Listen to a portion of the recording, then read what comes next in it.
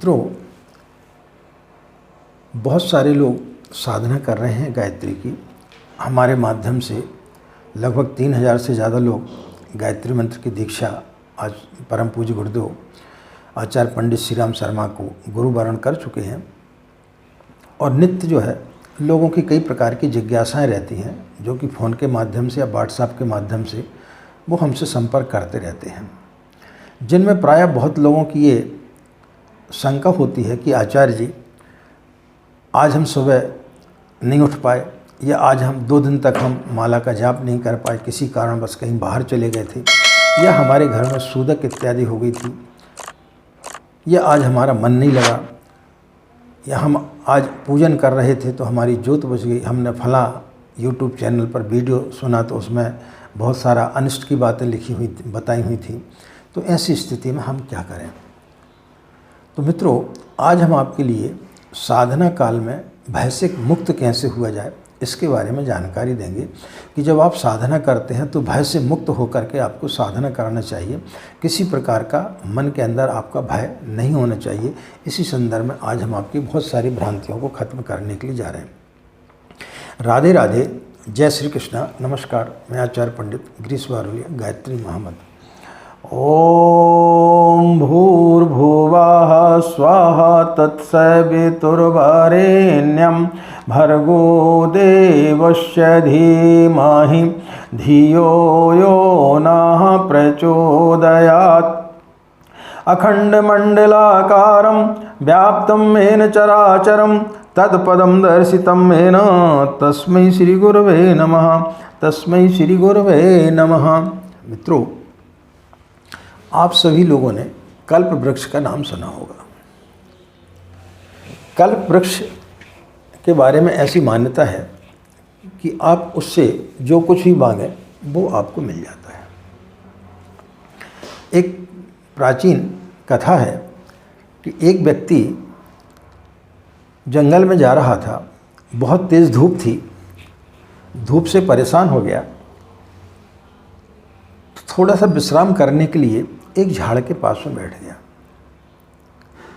जब वो झाड़ के पास में बैठा, उसे बड़ा सुकून मिला, तो उसके मन में विचार आया कि बहुत जम के भूख लगी है, यदि भोजन मिल जाता तो बड़ा अच्छा होता। उसका इतना सोचना ही था कि कुछ अप्सराएं आईं और 56 प्रकार के व्यंजन लेकर के आ गई। उसने भोजन किया, लेकिन उसके उस समय दिमाग में ये नहीं आया कि भोजन कैसे आया। बहुत भूखा था, बहुत थक चुका था, और यदि दिमाग में आया भी तो उसके दिमाग में ये आया कि मैं इतना बड़ा साधक हूँ, मैं इतनी गायत्री की साधना करता हूँ, तो ये सब चीज़ तो मेरे साथ होना ही है। भोजन करने के पश्चात में, जैसे कि हम सभी को होता है, आलस्य आता है, उसे भी आलस्य आया, उसको नींद आने लगी, तो उसके मन में विचार आया कि एक सुंदर बिस्तर होता तो थोड़ी सी नींद ले ली जाती, थोड़ा सा विश्राम कर लिया जाता।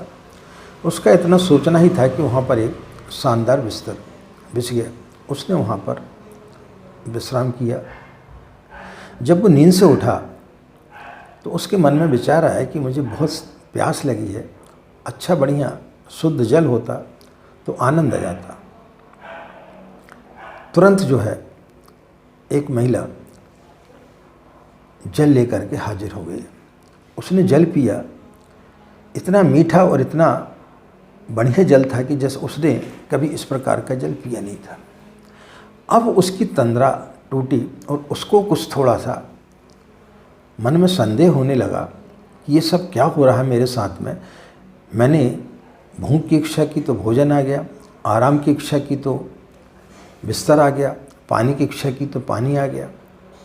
कहीं आसपास कोई भूत प्रेत तो नहीं है। जैसे उसने इच्छा की तो भूत प्रेत आ गए।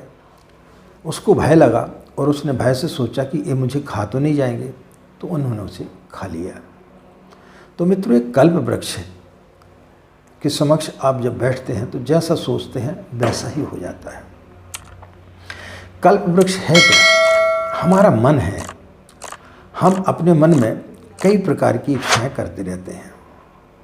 तो जब हम साधना करते हैं तो साधना काल में हमारे मन में यदि किसी ने इस प्रकार की बात भर दी कि आपने जो है आज पूजन नहीं की, या आज आप जो है ब्रह्म मुहूर्त में सो कर के नहीं उठे तो बड़ा अनिष्ट हो गया।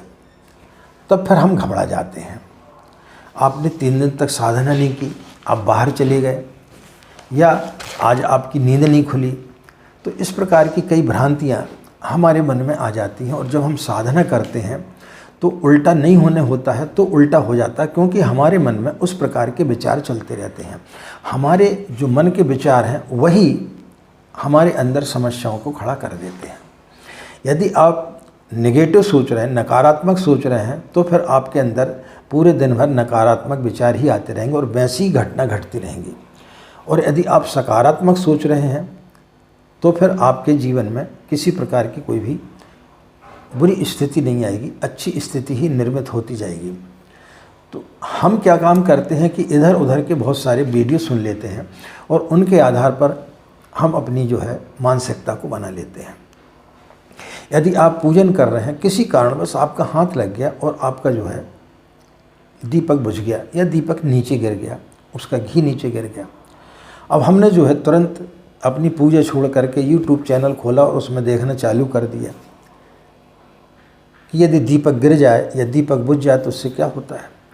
बहुत सारे इस प्रकार के भ्रांतियों से भरे आपको वीडियो मिल जाएंगे जिसमें बताया जाएगा कि ये अनर्थ हो जाएगा आपके साथ में, ये हो जाएगा, आपकी साधना सफल नहीं होगी। बहुत सारी चीज़ें सब अपने अपने आधार पर बताते हैं, लेकिन ऐसा होता कुछ भी नहीं है, क्योंकि ये एक प्राकृतिक घटना है। आपने दीपक जलाया, अचानक किसी ने आकर के पंखा चालू कर दिया, आपका दीपक बुझ गया। या आप साधना कर रहे हैं और अचानक उसमें कोई कीड़ा गिर गया, दीपक बुझ गया। या आप साधना कर रहे हैं, आपने सोचा कि इतना घी इसमें काम आ जाएगा, लेकिन वो आपकी साधना कुछ लंबे समय तक चलती रही और घी कम पड़ गया, दीपक बुझ गया। तो कई तरीके से दीपक बुझ जाता है। तो इससे किसी प्रकार का कोई भी व्यक्ति को दुखी नहीं होना चाहिए, किसी प्रकार की कोई भी इस प्रकार का नहीं सोचना चाहिए कि हमें कोई पाप तो नहीं लगेगा। किसी दिन आपकी कारणवश किसी कारणवश नींद नहीं खुली, कोई दिक्कत नहीं है। आप दूसरे दिन आप यदि मान लो आपकी नींद नहीं खुली, आप थोड़ा लेट पूजा कर लें। अब कई जगह इस प्रकार का होता है, कई जगह हमें फ़ोन आता है कि आचार्य जी हम बॉम्बे में रहते हैं या पूना में रहते हैं या हैदराबाद में रहते हैं, हम फ्लैट में रहते हैं, हमारे पास में सिर्फ एक ही कमरे का मकान है, तो हम अपनी पूजा स्थली कैसे रखें? हमारा पूर्व दिशा में जो है पूजा स्थली रख भी नहीं सकते हैं। तो मित्रों, एक चीज़ हम आपको बताएं कि हर चीज़ें समय काल परिस्थिति के आधार पर बदलती जाती हैं। जब इन सब चीज़ों के बारे में हमारे धर्म गुरुओं ने लिखा होगा, उस समय लोगों के बड़े बड़े मकान रहते थे, कच्चे मकान रहते थे। हमारा जो है देश खेती प्रधान देश था, कृषि प्रधान देश था। यहाँ पर कृषक लोग ज़्यादा रहते थे, गांव में लोग ज़्यादा रहते थे। शहर में इतने बड़े बड़े मकान पहले नहीं बने थे। तो उस आधार पर चूँकि लोगों के पास में स्थान की और समय की कमी नहीं रहती थी, इसलिए उन्होंने बोला कि पूर्व दिशा की ओर करें, मुँह करके जाप करें, या पूर्व दिशा में आप अपनी पूजा स्थली को रखें। लेकिन आज परिस्थितियाँ बदल गई हैं। आप परिस्थितियों के अनुसार यदि अपने आप को नहीं बदलेंगे तो फिर आप मुसीबत में पड़ जाएंगे। आज परिस्थितियाँ ऐसी बदल गई हैं कि आप जो है फ्लैट में रहते हैं। अब फ्लैट में आप जिस फ्लैट में रह रहे हैं, जैसे ये फ्लैट है, अब इसके सामने एक मकान है, आपका इस साइड मकान है। अब यदि पूर्व दिशा भी है तो इस साइड दोनों साइड और फ्लैट है, तो आपका पूर्व दिशा हुआ कहाँ से? पूर्व दिशा की ओर से आपके मकान के अंदर उसकी सूर्य की किरणें ही नहीं आ पा रही हैं। जब किरणें ही नहीं आ पा रही हैं तो वो दिशा कैसे आपकी पूर्व मानी जाएगी? पश्चिम की ओर से भी बंद है, वहाँ से भी आपको प्रकाश नहीं आ रहा है। तो ऐसी स्थिति में ये सब चीज़ें काम नहीं करती। हमें अपने विवेक के आधार पर काम करना चाहिए। आपके मकान में जहाँ कहीं भी जगह है, आप उस जगह पर बैठ कर के पूजन करें। ईश्वर सर्वत्र है, ईश्वर सब जगह है, ईश्वर कहाँ नहीं है। इसलिए इस प्रकार की भ्रांतियों में नहीं पड़ना चाहिए। कई बार हम पूजन करते हमारी माला टूट जाती है, तो लोगों के मन में संदेह आ जाता है, पूजा करते करते माला टूट गई, यानी हमारी जो है साधना असफल हो गई। आप कल्पना करें, आप किसी माला से आप नित्य जाप कर रहे हैं, धागे में उसको पिरोया गया है, अब वो धागा धीरे धीरे धीरे धीरे आपके हाथ के स्पर्श से कमज़ोर होते हुए चला जाता है। तो हर चीज़ जो है इस पृथ्वी पर जो है वो एक न एक दिन नष्ट जरूर होती है। किसी का समय ज़्यादा होता है, किसी का समय कम होता है। जिस प्रकार से कि मनुष्य जन्म लेता है तो एक न एक दिन उसकी मृत्यु भी निश्चित है। इसी प्रकार से वस्तुएं हैं। जब हम माला का जाप करते हैं तो वो जो है घिसती जाती है और एक दिन ऐसा आता है कि वो धागा टूट जाता है। अब ये संयोग है कि आपके पूजा करते करते तो टूटेगा, ऐसे तो नहीं टूटेगा। जब आप पूजन कर रहे होंगे और माला का जाप कर रहे होंगे तभी तो वो टूटेगा ना। तो अब वो अपने आप जब टूट गया तो उसमें किसी प्रकार का कोई भी संदेह क्यों करना, किसी प्रकार की कोई भी उसमें आपके लिए हानि नहीं होती, कोई भी पाप नहीं लगता, कोई भी आपका संकल्प अधूरा नहीं रहता है, कोई भी पूजा करने से आपको उसमें पाप नहीं लगता है। तो ये छोटी छोटी भ्रांतियाँ हमारे मन में घर कर गई हैं, जिससे कि हम साधना काल में भयभीत हो जाते हैं। अब आप साधना कर रहे हैं और अचानक आपके यहाँ पे गमी हो गई। अब वो तो आपके हाथ में नहीं है कि किसी की मृत्यु हो जाए जो आपके हाथ में है। तो अब ऐसी स्थिति में आपको 13 दिन का इंतज़ार करना चाहिए। 13 दिन तक आपका यदि मन है तो आप कहीं बैठ करके मानसिक आप जाप करें, चलते फिरते आप जाप करें। उसके पश्चात 13वें दिन के पश्चात फिर आप अपनी साधना को चालू कर दें और प्रायश्चित स्वरूप जो है आप एक माला गायत्री मंत्र का अतिरिक्त जो है आप जाप कर लें, तो फिर वो जो है किसी प्रकार का कोई भी दोष नहीं रह जाता है। तो इन सब चीज़ों को, भ्रांतियों में आपको नहीं पड़नी चाहिए। हर चीज़ समय काल परिस्थिति के आधार पर बदल जाती है, चाहे वो ज्योतिष हो या कुछ भी हो। हमारे ब्रह्मांड में कई तारे ऐसे हैं, जब हमारी सृष्टि का निर्माण होगा उस समय से उनका जो प्रकाश है वो आना चालू हुआ, लेकिन अभी तक नहीं आ पाया है। अब ऐसी स्थिति में जो इतने ज़्यादा दूर जो ग्रह हैं वो इन इतने वर्षों में या तो वो नष्ट हो गए होंगे, लेकिन वो हमें दिखाई इसलिए पड़ रहे हैं क्योंकि उनका प्रकाश अभी तक हमारे यहाँ पर आ नहीं पाया है। इसी प्रकार से जो नवग्रह हैं, जब पृथ्वी बनी होगी और वो ग्रह स्थापित हुए होंगे उस समय वो पावरफुल होंगे, उस समय उनकी शक्तियाँ ज़्यादा होंगी। धीरे धीरे वो छोटे होते हुए चले जा रहे हैं, उनकी शक्तियाँ क्षीण होते हुए चली जा रही है। तो उस समय जो ज्योतिष में लिखा गया था कि इन ग्रहों का यह असर पड़ता है, लेकिन आज की तारीख में वो असर नहीं पड़ता है। जहाँ पर कल तक गंगा बहती थी आज वहाँ पर नहीं बहती, आज वहाँ पर रेत है। लेकिन लिखा गया था कि फलानी जगह से गंगा बहती है, लेकिन आज उसका वहाँ पर सिर्फ निशान मात्र है। आज वहाँ पर गंगा नहीं बहती, वहाँ पर रेत हो गई, दूसरी जगह से बहने लगी है। तो इन सब चीज़ों का प्रभाव धीरे धीरे कम होते चले जाता है। कल तक आपने देखा जिन नदियों में पानी गर्मी में भी बहुत ज़्यादा रहता था, लोग स्नान किया करते थे। हम भी जब गाडावारा में रहते थे तो वहाँ पर शक्कर नदी थी, तो उसमें हम स्नान करते थे। मई जून के महीने में अभी इतना पानी रहता था कि उसमें तैर नहीं पाते थे, आदमी के डूबने का डर रहता था। लेकिन आज जाएंगे तो पूरे घाट खाली हैं, पूरे घाट सूखे हुए हैं। बड़े बड़े बांध बन गए जहाँ पर कि पानी को एकत्रित किया जाने लगा। पहले जब बाढ़ आती थी तो पूरे गांव के गांव नष्ट हो जाते थे, लेकिन अब नहीं होते हैं। अब हम यदि पुरानी चीज़ में क्या लिखा है, पुराने आधार पर क्या लिखा, उस चीज़ को यदि हम सोचेंगे तो फिर हम जो है भटक जाएंगे, हम सही दिशा में नहीं जा पाएंगे। इसलिए मित्रों, जब आप साधना करते हैं, किसी प्रकार की कोई भी त्रुटि हो जाती है तो उससे भगवान कभी भी नाराज़ नहीं होता है। भगवान सिर्फ भाव का भूखा होता है। इस चीज़ को एक गांठ बांध लें कि भगवान किसी मंत्र का भूखा नहीं है, भगवान किसी चीज़ का भूखा नहीं है। यदि भगवान मंत्रों का भूखा होता तो इतने बड़े बड़े विद्वान लोग हैं जो मंत्रों का बहुत सही तरीके से उच्चारण करते हैं, तो सबसे पहले उनको ईश्वर के दर्शन होने चाहिए था, वो उनको उसकी उपलब्धियां प्राप्त होने चाहिए थी।